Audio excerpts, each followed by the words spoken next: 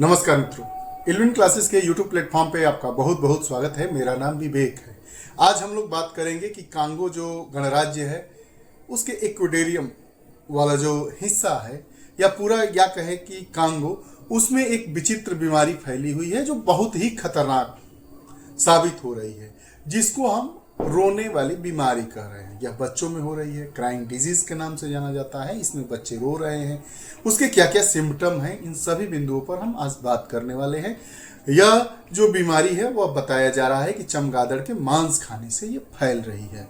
इस पूरे सेगमेंट में हम इन्हीं मुद्दों पर बात करेंगे कि क्राइंग डिजीज क्या है या कहाँ फैल रही है और उस डिजीज के भारत में क्या प्रसार होने की संभावना है या नहीं है, इस पर भी हम अंत में बात करेंगे। लेकिन उसके पहले अगर आप हमारे चैनल इल्विन क्लासेस को नहीं सब्सक्राइब किए हैं तो कृपया चैनल को सब्सक्राइब करिए, बेल आइकन का बटन दबाइए ताकि जो भी वीडियोस आए उसका नोटिफिकेशन आप तक पहुंचे और आप हमसे जुड़ सकें। हाँ, साथ ही साथ अपने विचार कमेंट सेक्शन में जाकर जरूर दें, क्योंकि आपके विचारों के अकॉर्डिंग ही हम अपनी कक्षाओं को आगे लेकर चलते हैं।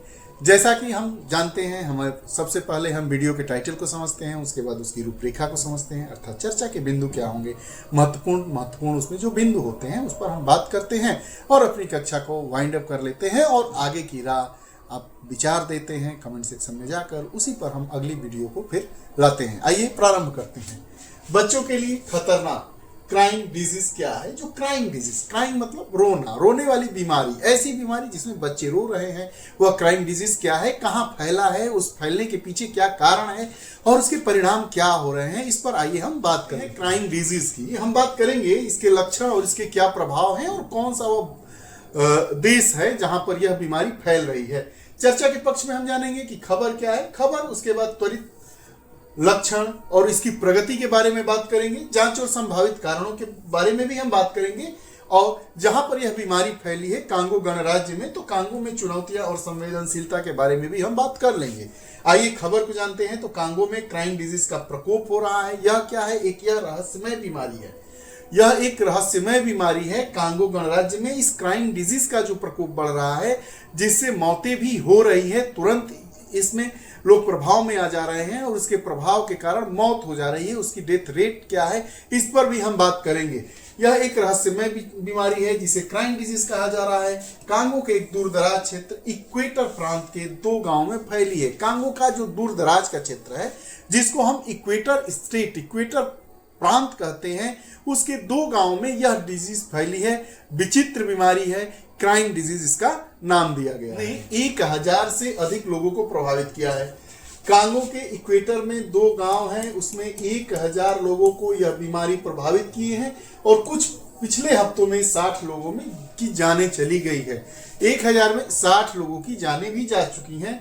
यह जो प्रकोप था, मतलब क्राइंग डिजीज का यह जो प्रकोप था, पहले बोलोको में रिपोर्ट जहां चमगादड़ का मांस खाने के बाद केसों में वृद्धि देखी गई है, जबकि बेमाटो में विभिन्न लक्षणों के साथ मलेरिया के मामले सामने आए हैं।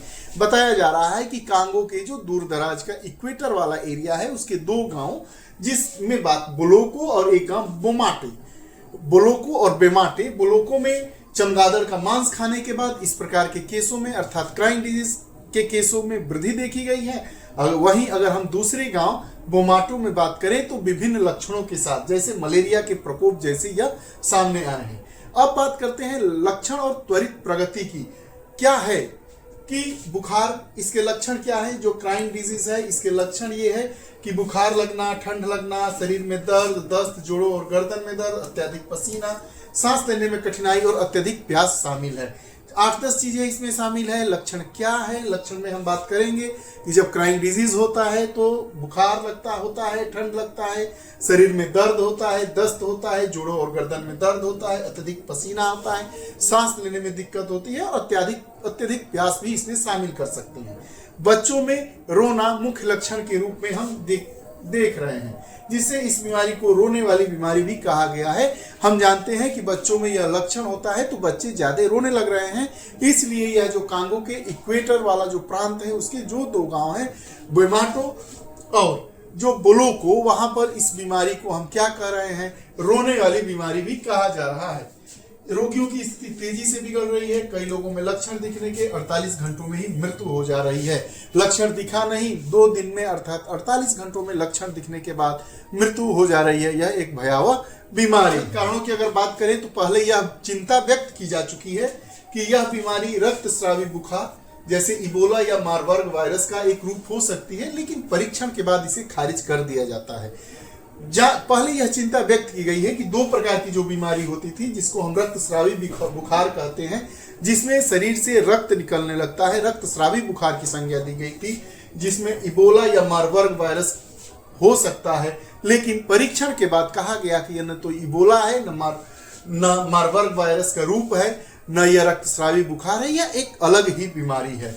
अब जांचकर्ता अन्य कारणों की तलाश कर रहे हैं, जैसे खाद्य या पानी से विषाक्तता, मोनोजाइटिस, वायरल रक्तस्रावी बुखार, मलेरिया और टाइफाइड बुखार।